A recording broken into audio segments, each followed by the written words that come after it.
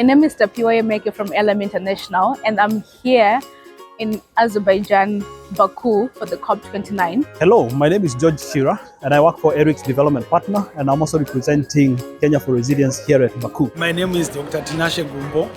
I'm the Program Executive for Economic and Ecological Justice for All Africa Conference of Churches based in Nairobi. My name is Patricia Kombo. I am a climate advocate from Kenya with the Faith Network from a member of AFAN CJ. During this week, we'll be engaging with different global leaders and international and local organizations here in Azerbaijan.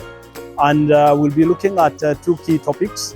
One is the role of faith leaders in shaping climate finance. And the second one is accountability mechanisms around the loss and damage fund.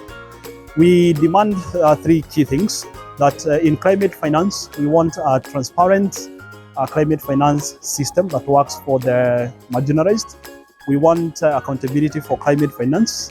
And we also want inclusivity, that which considers the most vulnerable and the most marginalized in the communities.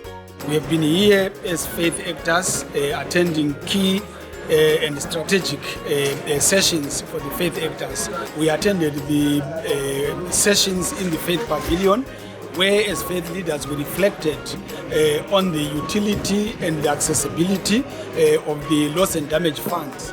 It was clear that we already have some existing mechanisms, we already have some existing loss and damage funding frameworks, but it was also realized that they are not working to the expectation of the vulnerable communities. The main key takeaway that I have from that seminar is the whole issue around representation of the affected communities.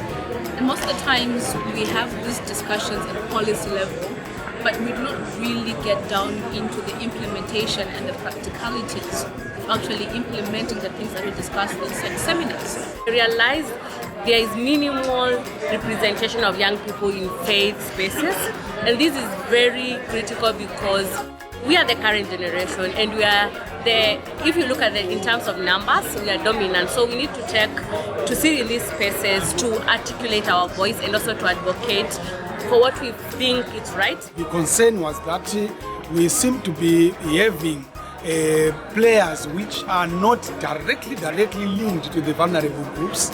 As a result, as faith actors, we recommend mechanisms where we have the vulnerable communities taking charge, being accountable to what will be happening, but most importantly, they should be able to access this important facility.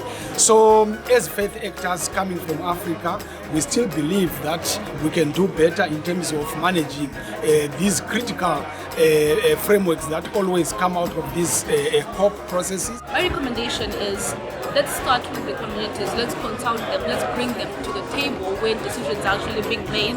And I'm actually grateful as a young person to be here, to be able to represent my organization, but also the young people in general, to say we need more of young voices in such discussions.